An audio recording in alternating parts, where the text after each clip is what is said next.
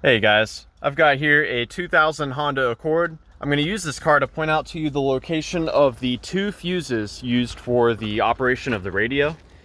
And I'm also going to show you how the radio is wired. So the first fuse is behind this cover. It is a 7.5 amp fuse. And this fuse does not directly power the radio, but it instead powers a relay that turns on, that sends power to the radio.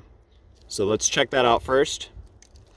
Now moving on to the passenger side, that's where we will find a 20 amp fuse that directly sends power to the radio.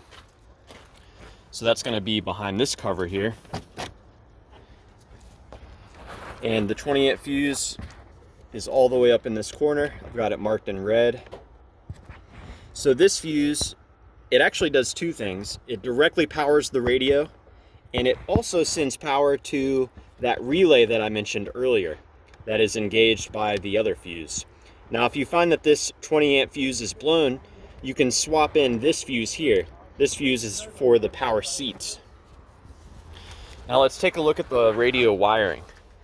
I'm not going to go super in depth, but I'm just going to show you the power and the ground. So our radio connector is this blue connector.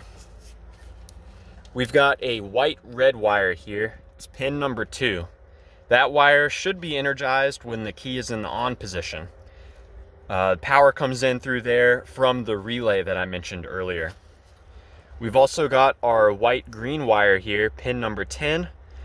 This wire carries constant power from the 20 amp fuse.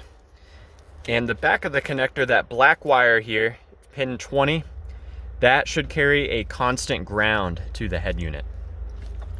So yeah, I hope this information was helpful for you. Please do let me know if you have any questions or, more importantly, any advice about troubleshooting the radio on your Honda Accord.